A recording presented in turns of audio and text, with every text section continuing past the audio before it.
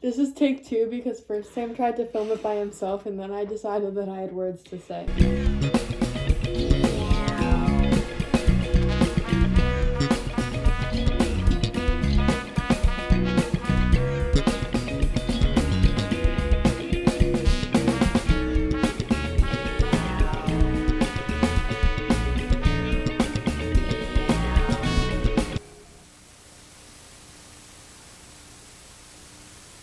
You weren't even here for it, but we started off with a meditation, so I think that we should do the meditation really quickly.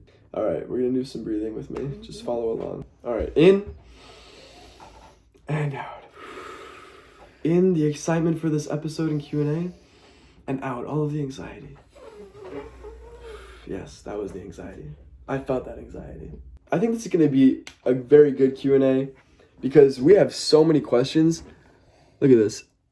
It literally just keeps going. This is all from you guys. One was like, when did your mind switch?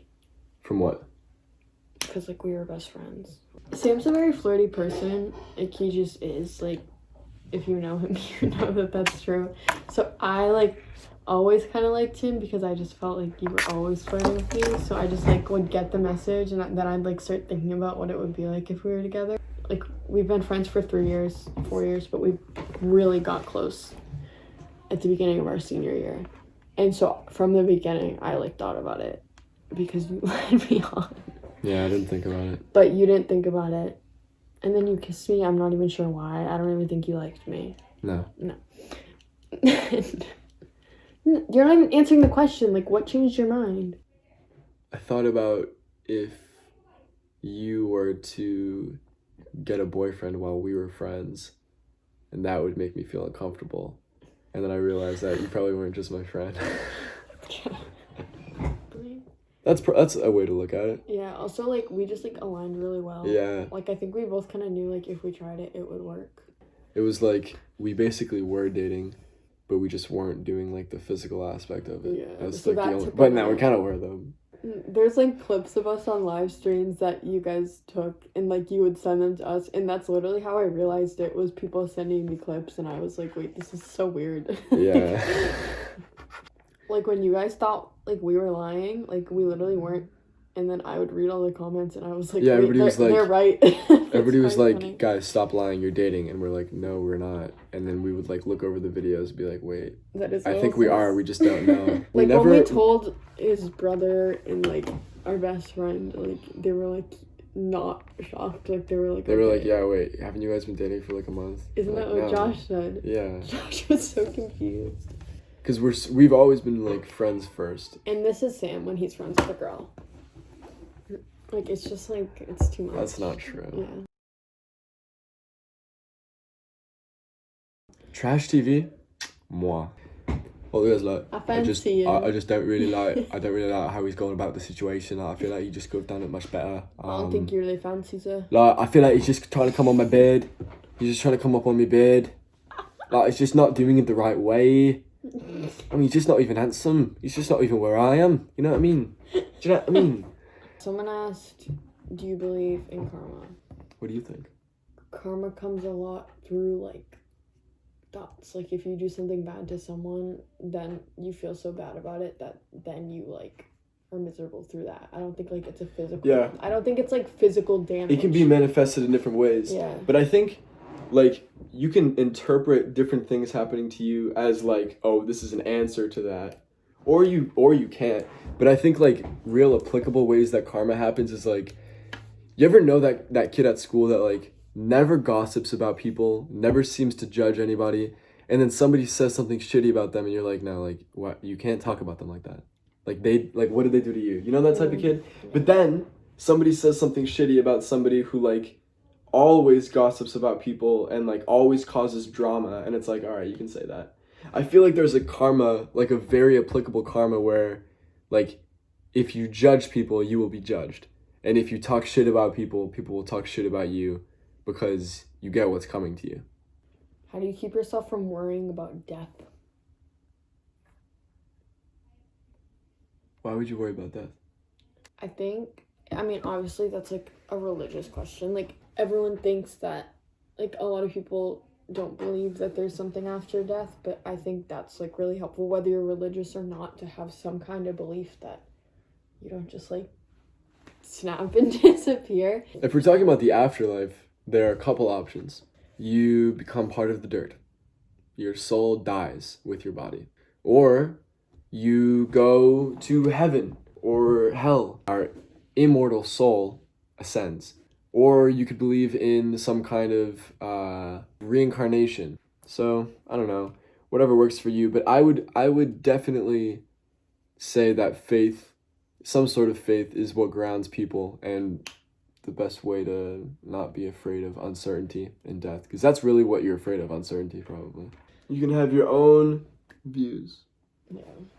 Like, we have the same idea, but we think of it very differently. We do. A little lighter. What's a movie everyone should watch before they die? It's such a soft film, but there's a movie called About Time. I was gonna say that, but I thought that was just like. No, I love that movie. It's so good. I love it.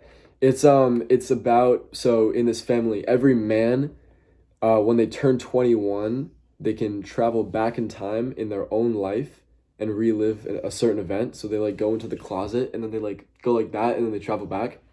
Our main character uses it to find love. And at first it doesn't work, and then it does. And then he realizes that instead of traveling in time, he should live every day as if he came specifically back to relive this one day. And I don't know, it's a very well crafted way to say live in the moment and cherish every day. I definitely recommend it. What else? Is it data or data? Data. Yeah. Data. Data. Okay, this is a basic question, but I feel like it just needs to be said. Dating advice: if you don't communicate, like, I spit everything out of my mouth that it like bugs me about him, and we just like deal with it. Like, if he said something and it annoyed me, like, I don't keep it in. Just like, don't keep like petty arguments to yourself and just like keep pushing them aside, because then everyone just gets pissed off, and it's easier to just like have open communication. Do you think there are any hidden government agendas behind the pandemic? Obviously. Yeah. Obviously. I'm a big believer that there is a curtain, perhaps many curtains, and behind these curtains are the real happenings, or the real under-the-counter things that are going on that the public doesn't know about. But most people don't believe in this kind of thing, the whole like Pizzagate thing. Most people think that it's stupid, but I think that even though it's a conspiracy theory, there are a lot of true elements to it and a lot of things that normal people would not like to accept. Do you believe in fate? That's a good one. Do you believe in fate? This is a simulation. We are an experiment. We are an independent variable. And what would an experiment be without free choice? I do believe that we all obviously have free will, but that since the universe and since God or whatever you believe in, since everything has already happened, I just said the word happened, but before I hadn't said the word happened, it had still already happened because the universe is omnipresent. Everything that will happen has already happened. So in a way, everything is meant to be. I almost feel like you have like a limited amount of choices. Like, fate brings you to like a certain path, but then you almost get to choose like which direction. Yeah, it's always a relationship between those two. Yeah, it's fate. It's one or the other. Like maybe it's fate that you have a certain decision to make. Yeah, and it's free will what you choose. Mm-hmm. What does it say? How are you so confident? How are you so confident? Two things. One, the one reason why I'm confident is because I have to be. Because if I weren't confident and I was online or just in public thinking that everybody's judging me and getting self-conscious all the time, I wouldn't really be able to do any of the things that I'm kind of like forced to do or that I want to do. Like, I want to talk online. I want to be using my voice and doing all these things that I naturally do. And if I took time to worry about it, then I wouldn't be able to do that. So it's just not worth it. So I guess part of it is faking it, because I definitely do get insecure and self-conscious, but I just have to block it out sometimes because it's not worth worrying about it. Yeah. Part of it is just how I am. It's a personality type. It's a personality thing. I don't think I've ever been genuinely like very afraid of what people think. I would prefer if people like me. But you don't worry about it. I don't worry about it that much, but it's definitely, no, I do worry about it sometimes. It's definitely like it like Sort of hurts. constant thought, like for like people that are like quite insecure, it's like a constant thought, like Yeah, but everything they do, they're worried about it. Whereas you, it's kind of like a later thought. You don't really. I think for people with anxiety, it's like it's like always there, but for me, it's only there when it like needs to be. The short answer is I don't really have time for that, for not being at least a little bit confident in myself.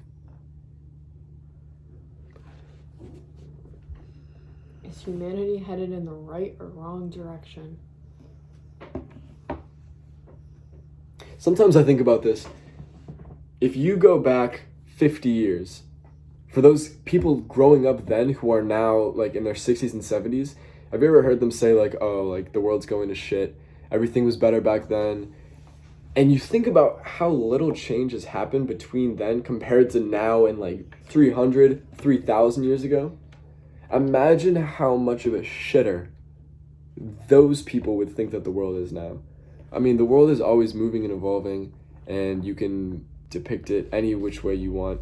But I do think that one of the most obvious ways that it's becoming worse is climate change. And nobody's really, it doesn't seem like anybody's really paying attention to that. I just have thoughts on climate change. I don't really understand It's how you so can have weird. that. Like, it's just, like, that exists. It's just really weird. Everybody with power profits off of it, and everybody without power is going to lose everything because of it. It feels like you just need to tie the money to the change. You know what I mean? Like, nobody owns, in economics it's called the tragedy of the commons. Nobody owns the ocean. Nobody has there are no shareholders to the ocean. So nobody's going to invest in saving the ocean. For example, if there is a fishing port that an entire community would be affected by, but there's some like offshore like drilling happening that's really affecting the coral, and that's affecting the patterns of whatever fish or sea life is happening there. That's going to affect the community, but the company that's drilling out there has no contingency. So I don't know what people are going to have to do, but the private sector and the public sector need to somehow come together and create that contingency so that they're like actual penalties if you infringe upon a community. Like in the 1800s in the Northeast in America, there was a river that a lot of people would use to farm. And once people started making those, the water mills? Once people started making the water mills during the Industrial Revolution, it changed the pattern that the water was moving at, or which then altered the sea life, like the way that the fish moved along. And the people who would farm, there was like a small change in the agricultural process. The people who farmed had to change so much about their patterns, and the mills didn't have to do anything. And that seems to be the habitual process that keeps happening. People with money just make things and screw up everything for everybody else. Isn't that weird though? People are gonna start caring once we get into like an irreversible place. When it affects them personally. Like when it affects the money, which is when like Miami will literally be underwater. Yeah. Then people will start caring. What do you do when you're sad? Made a whole video about that. Why don't you say something about that? I've been talking a lot. Also, this question seems to be more applicable to you. What? God, sad. You talk to me when you're sad? Yeah, but I can't just be like, talk to your boyfriend. Like, excuse me. That's not like an option. Like, some people don't have someone to talk to. If you don't have someone to talk to, that's obviously the best thing, is to like talk it out. I also think there's literal scientific benefits to crying. So, like, if you think there's like something wrong with crying, like there's like scientific reasons why crying helps. Cry it out, talk to someone if you can, but if you can't talk to someone, find something that relaxes you. Like for you, that would be like playing the guitar or painting or making a video or something. But for me, it's like working out or reading or going for a walk. Like it's kind of like a trial and error process. Yeah, but usually when I'm sad, it's like when I feel like I don't want to paint or make a video or do anything that I would normally want to do. As like a coping mechanism, I just don't feel like doing it. I feel like perpetuating my sadness by lying down. A lot of people are like that too. Like, if it's honestly very personal and like trial and error process. Like, I think I tried just about everything before I realized that like the one thing that chills me out is like either talking to someone or going for a run. I think the general mental way to get out of sadness is to deeply understand perspective, because there are probably a lot of things that people get sad about that with a conversation with somebody who like instills a perspective in them that what they're worrying about probably doesn't matter as much as they think, or that there are answers and there's a way that you can think about it that would eventually make them feel better and get them out of the gutter. I think that's helpful. I talked about it in my video, a video for when you're sad. So a conclusion: when you're sad, watch my video. What did you learn from being TikTok famous? What's like the most crucial thing you learned? I think what you learned is like, obviously you like should speak your mind and say what you think, but like to think that what you think might offend other people. So like, just, I guess, like watch your mouth a little bit. Like, there's a difference between like freedom of speech and like hurting other people. Like, you can't please everyone. Like, you're still gonna have hate, but Yeah, like I would make a video where a lot of people would say, like, what's wrong with this? He's just speaking his mind. It's just his opinion. Yes, but if your opinion is being put in a place where other people can see it and it might like very obviously offend somebody, then it's probably not worth putting it out there, because you never want to offend or hurt people. But also, one last thing, with the process of cancel culture and the way that mobs work in a huge group of like hundreds of thousands of people, I learned a lot about how that works and how people congregate and how ideas like just become like wildfire on the internet. also, like you were kind of saying about cancel culture, like I grew a lot of sympathy for people that like are in the public eye, because you had such a Right. little following, but like there was like a period in time where like you just felt like so overwhelmed, and I can't even imagine Like Like, actual celebrities. if I saw a celebrity in public a year ago, I Right. would have been like, oh my god, freaking out and like hiding behind stuff and stalking them. But like after like having like 10 girls at the mall do that to you, I just like gained a new like respect, and like you realize that they're like average people. Like, this isn't my boyfriend. Like, it's just like it's someone's like daughter. It's Yeah, someone's it's weird. like, It's weird. it's just like you gain a new perspective for Yeah. like celebrities. Yeah. Also, a lot of the stuff that I learned from TikTok relates literally to my major. Mm-hmm. In college, I'm majoring in political communication. And a lot of the things that I learned, what to do and what not to do, is exactly what I would be in my, like, hypothetical future job advising people to do in, like, the realm of politics. Yeah. We're going to say goodbye now. Sorry if this was all over the place. It kind of was all over the place. But a lot of the questions were the same. Honestly, there were a lot about fate and free will. But hopefully you got some answers. I hope you got something out of this.